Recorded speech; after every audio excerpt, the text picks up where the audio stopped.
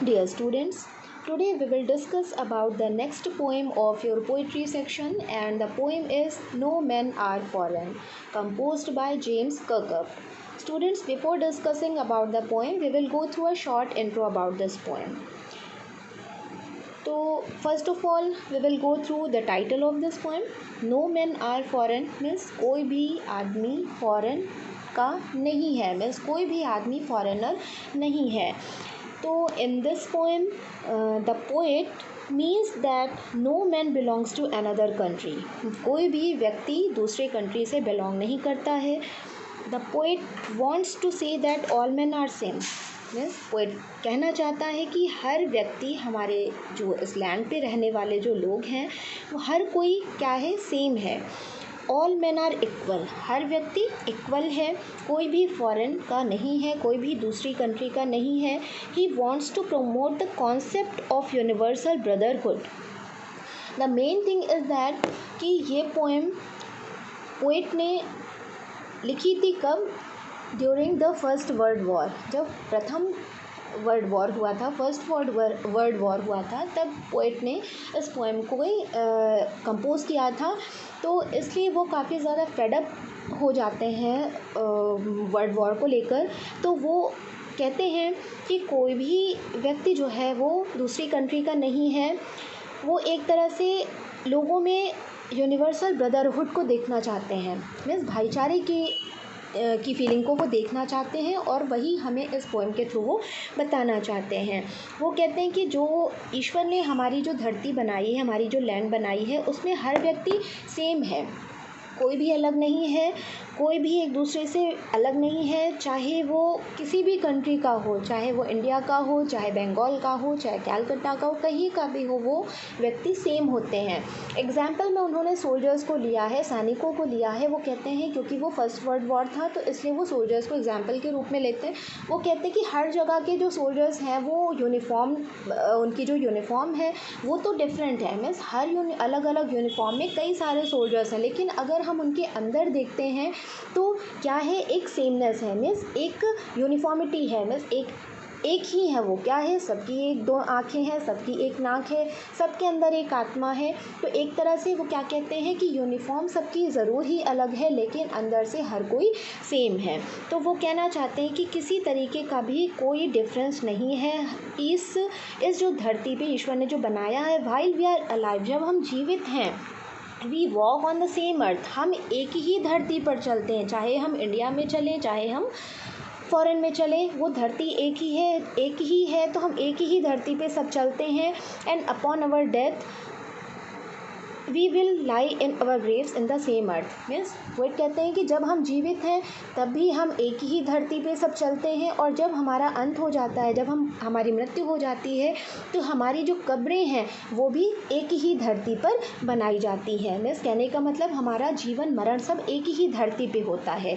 He draws another similarity that we all enjoy good food during peace and starve during war in the winter time. वो कहते हैं कि हम सभी, means चाहे कहीं के भी लोग हों, हम सभी जो होते हैं, जब शांति का माहौल होता है तो एक अच्छी फसल को हम उगा पाते हैं, मीन्स अच्छे से काम कर पाते हैं. लेकिन जब वॉर टाइम होता है, जब हमारे घर में ही आप देख लीजिए शांति का माहौल होता है, तो क्या होता है, खाना पीना सब कुछ बहुत सुकून से होता है. लेकिन अगर एक दूसरे से युद्ध होता है, एक दूसरे से झगड़ा होता है, तो लोग क्या करते हैं, कोई खाना नहीं खाता है, लोग भूखे मरने लगते हैं. तो कुछ भी काम, तो ये भी क्या है, एक यूनिफॉर्मिटी, मीन्स एक तरह से एक सिमिलैरिटी है हमारे बीच में.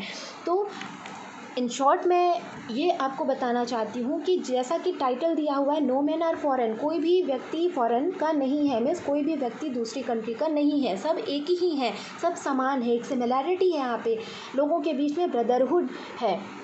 तो इसी के विषय में पोएट ने हमें इस पोएम में बताया है. Now let's start with the first stanza. Remember no man are strange, no country is foreign. Poet यहाँ पे कहते हैं रिमेंबर, याद रखिए, नो मैन आर स्ट्रेंज, कोई भी व्यक्ति स्ट्रेंज मीन्स अजनबी नहीं है. नो कंट्री इज़ फॉरेन, और कोई भी कंट्री फॉरेन नहीं है, सब एक ही है. Beneath all uniforms a single body breathes like earth. Like earth means जैसे कि हम, मीन्स एग्जाम्पल यहाँ पे उन्होंने सोल्जर्स को लिया है। Beneath all uniforms, beneath means नीचे, हर यूनिफॉर्म के नीचे, मीन्स हर सोल्जर ने अलग अलग यूनिफॉर्म पहनी है और इन हर अलग अलग सोल्जर्स जो यूनिफॉर्म पहने हुए सोल्जर्स हैं, अगर इन यूनिफॉर्म के नीचे देखा जाए तो एक सिंगल बॉडी, एक अकेली बॉडी है जो ब्रीथ करती है लाइक अर्थ में, जैसे हम सांस लेते हैं वो भी सब वैसे ही सांस लेते हैं। कहने का मतलब उनका क्या है कि सारे सोल्जर्स एक ही हैं, ना वो यहाँ के ना वो बाहर के। The land our brothers walk upon is earth like this in which we all shall lie।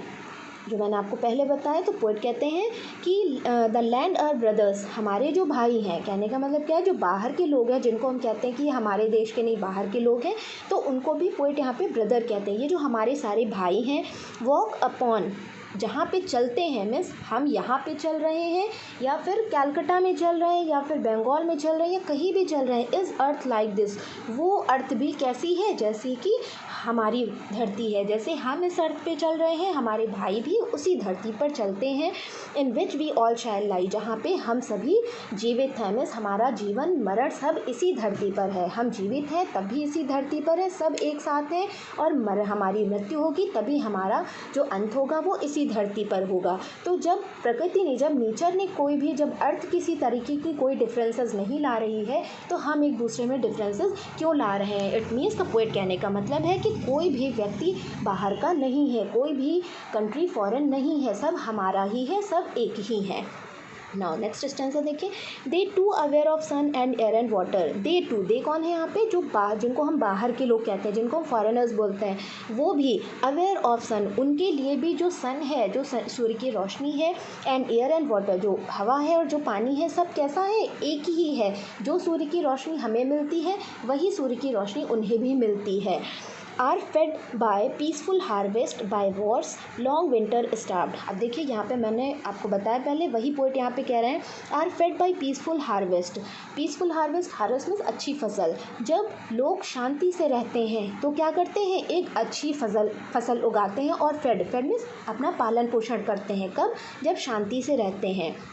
Bye Wars, और जब वॉर होता है, युद्ध का समय होता है। लॉन्ग विंटर स्टार्व्ड मीन्स बहुत ही ज़्यादा लंबे समय तक जब कोई वॉर होता है तो लोग क्या करने लगते हैं, विंटर स्टार्व मीन्स भूखे मरने लगते हैं, मीन्स भूखमरी आ जाती है उनके पास में। क्यों, क्योंकि सारे काम बंद हो जाते हैं, लोग युद्ध में ही बिजी रहते हैं, तो उनका कोई भी काम नहीं हो पाता, जिसकी वजह से लोग भूखे मरने लगते हैं।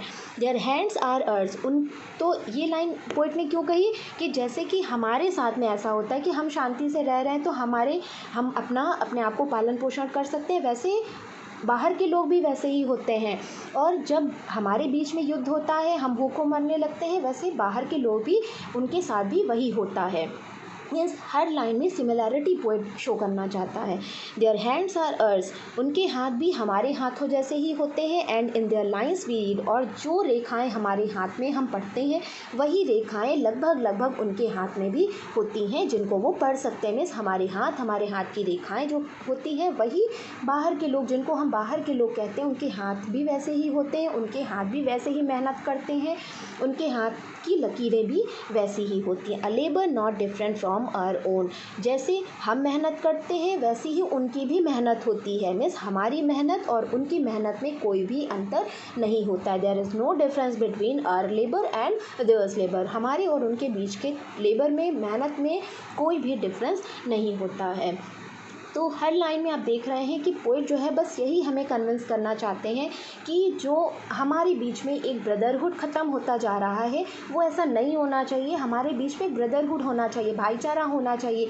कोई कास्ट, कोई क्रीड, कोई रिलीजन ये मैटर नहीं करना चाहिए। वो इन सब चीज़ों से फेडअप हो रहा है और वो कह रहे हैं कोई कास्ट, कोई क्रीड, कोई रिलीजन, कोई कलर, ये सब चीज़ें मैटर नहीं करता। मैटर क्या करता है, ब्रदरहुड, भाईचारा, क्योंकि हर इंसान एक ही है। जब नेचर हमारे साथ कोई डिफरेंसेस नहीं लाती है तो हम एक दूसरे के साथ डिफरेंसेस लाने के क्यों लाते हैं। मीन्स हमारे बीच में डिफरेंसेस हम ही बनाने वाले हैं, हम क्यों लेकर आते हैं उनको। हमारे बीच में ब्रदरहुड होना चाहिए। So student, this is all about 2 stanzas and rest of stanzas we will cover in next video. Okay students, note down difficult words and important points. Keep learning, keep practicing. Thank you students.